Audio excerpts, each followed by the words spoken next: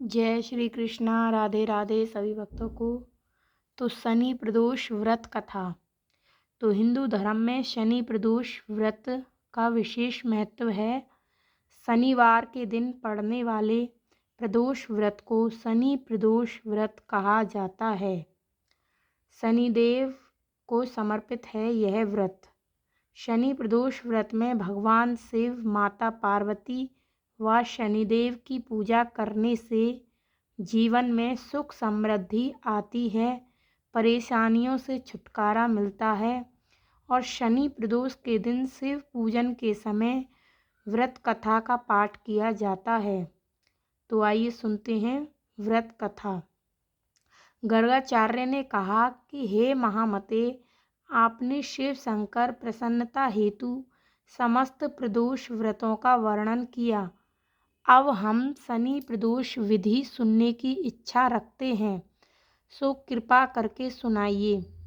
तब सूत जी बोले, हे ऋषि, निश्चयात्मक रूप से आपका शिव पार्वती के चरणों में अत्यंत प्रेम है। मैं आपको शनि प्रदोष व्रत की कथा सुनाता हूँ। तो व्रत कथा। एक निर्धन ब्राह्मण की स्त्री दरिद्रता से दुखी हो सांडिल्य ऋषि के पास जाकर बोली, हे महामुने, मैं अत्यंत दुखी हूँ, दुख निवारण का उपाय बतलाइए। मेरे दोनों पुत्र आपकी शरण में हैं। मेरे ज्येष्ठ पुत्र का नाम धर्म है, जो कि एक राजपुत्र है, और लघु पुत्र का नाम शुचिव्रत है। अतः हम दरिद्र हैं, आप ही हमारा उद्धार कर सकते हैं। इतनी बात सुन ऋषि ने शिव प्रदोष व्रत करने को कहा। तीनों प्राणी प्रदोष व्रत करने लगे। कुछ समय पश्चात प्रदोष व्रत आया। तब तीनों ने व्रत का संकल्प लिया। छोटा लड़का, जिसका नाम शुचिव्रत था, एक तालाब पर स्नान करने को गया तो उसे मार्ग में स्वर्ण कलश धन से भरपूर मिला। उसको लेकर वह घर आया। प्रसन्न हो माता ने कहा कि माँ, यह धन मार्ग से प्राप्त हुआ है।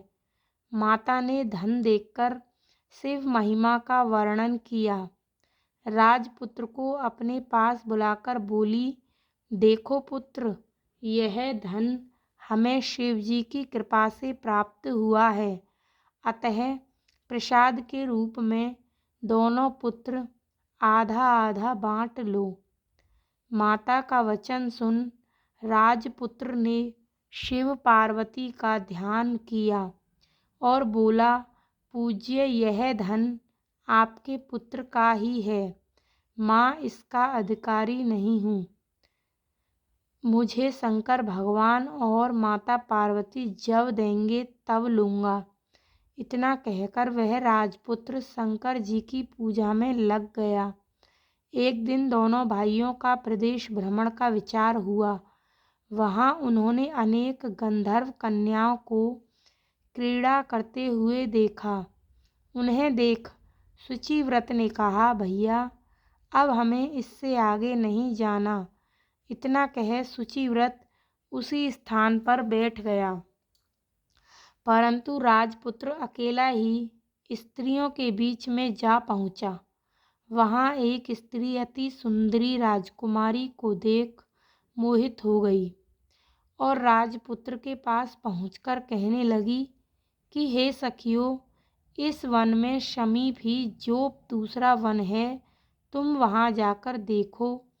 भांति भांति के पुष्प खुले हैं, बड़ा सुहावना समय है। उसकी शोभा देखकर आओ, मैं यहीं बैठी हूँ। मेरे पैर में बहुत पीड़ा है। ये सुन सभी सखियाँ दूसरे वन में चली गईं। वह अकेली सुंदर राजकुमार की ओर देखती रही। इधर राजकुमार भी कामुक दृष्टि से निहारने लगा। युवती बोली, आप कहाँ रहते हैं? वन में कैसे पधारे? किस राजा के पुत्र हैं? क्या नाम है? राजकुमार बोला, मैं विदर्भ नरेश का पुत्र हूँ। आप अपना परिचय दें। युवती बोली, मैं विद्रविक नाम गंधर्व की पुत्री हूँ। मेरा नाम अंशुमती है। मैंने आपकी बहन की स्थिति को जान लिया है। आप मुझ पर मोहित हैं।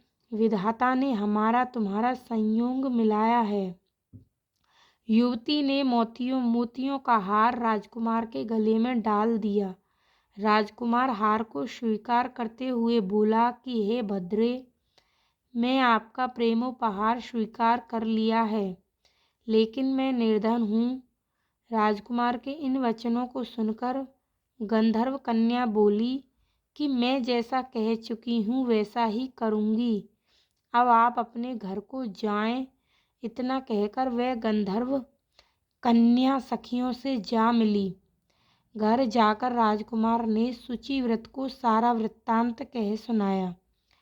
जब तीसरा दिन आया, वह राजकुमार शुचि व्रत को लेकर उसी वन में जा पहुँचा। वहीं गंधर्व राज अपनी कन्या को लेकर आ पहुँचा। इन दोनों राजकुमारों को देख आसन दे कहा कि मैं कैलाश पर गया था। वहाँ शंकर जी ने मुझसे कहा कि धर्मगुप्त नाम का राजपुत्र है, जो इस समय राज्य विहीन निर्धन है, मेरा परम भक्त है। हे गंधर्व राज, तुम उसकी सहायता करो। मैं महादेव की आज्ञा से